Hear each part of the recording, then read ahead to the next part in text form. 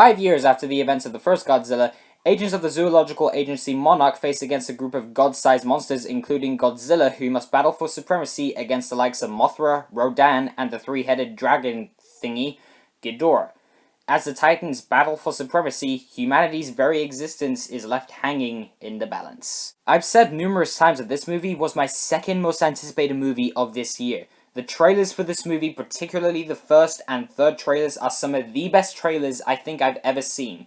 They made this movie look big, grand, and epic in all the right ways. I'm also a really big fan of Godzilla 2014, directed by Gareth Edwards, who would then go on to direct Rogue One, a Star Wars story. He really understood the scale of those creatures. He really made Godzilla and the Mutos look like these huge, godly beings that make humans look microscopic in comparison. I wasn't that big of a fan of Kong Skull Island, but I did enjoy myself in parts of that movie when the humans weren't on screen.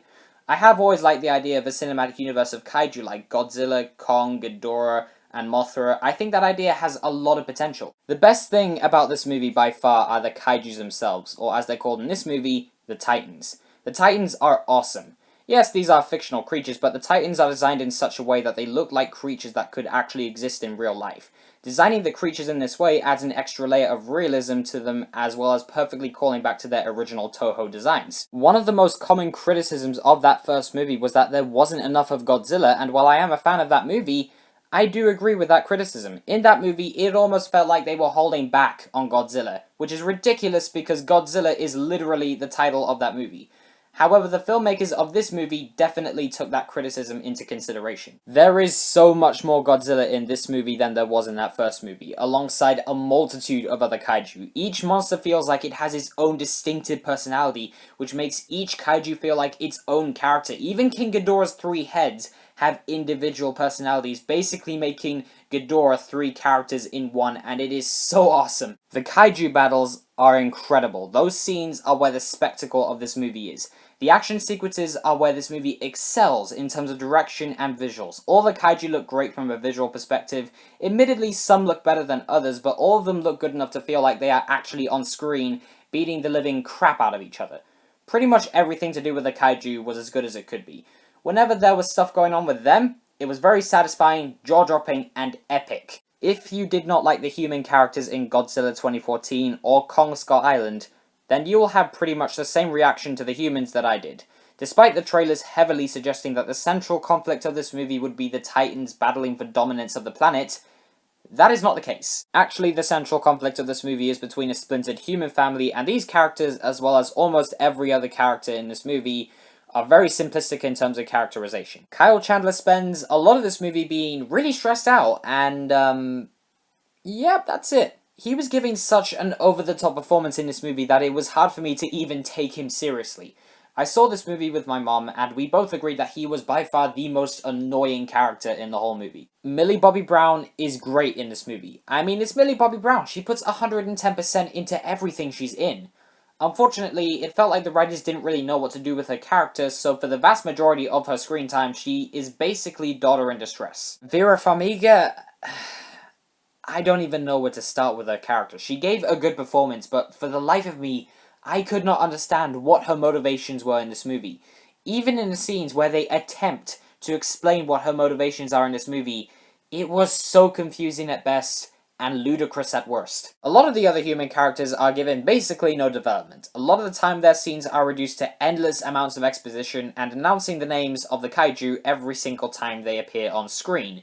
Seriously, it got to the point where I was thinking, yeah, we know their names already, you don't have to tell us for the 14,605th time! Other times they had me staring at the screen in utter disbelief, as these characters would often survive in situations they could not have possibly survived, cause apparently logic is non-existent now. Characters will die left, right, and center, and there's never a sense of mourning or loss amongst the characters who are still alive. They don't even feel like real people. Quite a few of them feel like emotionless robots who spout out dialogue that's just as cringe-inducing as any line of dialogue from Friday the 13th. The only character in this movie that I was truly remotely attached to was Ken Watanabe's character, because his role in the movie was actually interesting and his character was actually well written. He has a particularly powerful scene near the end of the movie that was not only as epic as the trailers, but it was actually poignant, emotional, and arguably the most powerful scene in the whole movie. I wish this movie was about Watanabe's character and the conflict between the kaiju. That was the movie I wanted to see. Instead, what we got was basically an underdeveloped family drama with other human characters who are as bland and annoying as you can get, with occasional bursts of kaiju epicness. There are entire scenes that have me thinking, just how is it that I literally don't like any of you? To say that the script for this movie is redonkulous would be like saying a cat flap in an elephant house is perfectly logical. The way the movie transitions from scene to scene is the definition of nonsensical. So many things happen in this movie that make no sense in the slightest. Characters will make nonsensical decisions and change their motivations constantly because the script needs them to be in this place so that this can happen. People will appear on computer screens to talk about a new weapon, and after said weapon is actually used, it's never used again or even talked about. The way the movie goes about introducing the kaiju in terms of how they are released into the world is ridiculous. It feels like the writers just really wanted to get these creatures released into the world so they could fight in a city without giving a shit about coherency, logic, reasoning, or anything resembling sense. Yeah, I like that the movie has a lot more Godzilla in it this time around, but the movie is so focused on the kaiju and getting them released that the story and characters are basically thrown aside and forgotten about.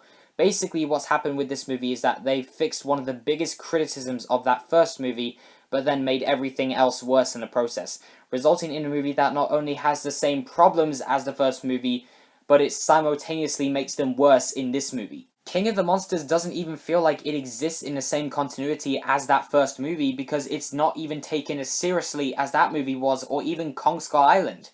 There are two sequences where characters attempt to explain their motives or tell a story complete with what appears to be a PowerPoint presentation. I'm not even making that up. This movie isn't even as visually pleasing as the first movie. Like I said, all the kaiju look great and the same goes for the battle scenes, but there are so many shots in this movie that look nowhere near as good as the shots in the 2014 movie, and that movie came out 5 years before this one. Gareth Edwards really understood the size and scope of these creatures in that first film.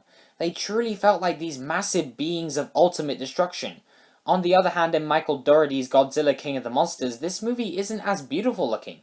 The color palette in this movie does result in some gorgeous imagery, but it also makes things like fire, for example, look unrealistic in terms of color and fake looking.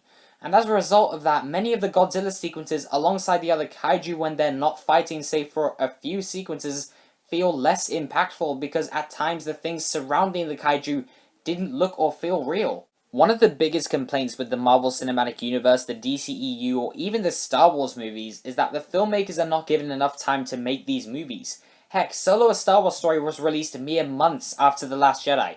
Godzilla 1 came out in 2014. This movie came out in 2019. They had 5 years to work on this movie, so I'm sorry. I know that making a movie is not an easy thing to do. Anyone who says it is an idiot. But once again, they had 5 years to make this movie.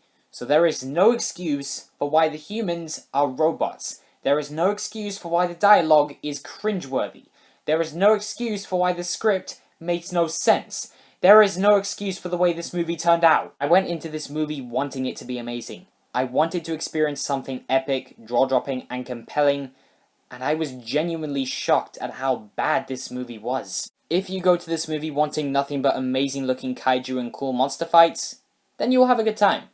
But if you go into this movie looking for anything resembling a coherent, engaging story that isn't convoluted with humans that actually feel like humans, plus cool monster fights and jaw-dropping kaiju, then you're probably gonna feel the same way I did. There were genuinely times where this movie reminded me of Independence Day Resurgence. That's not a good sign.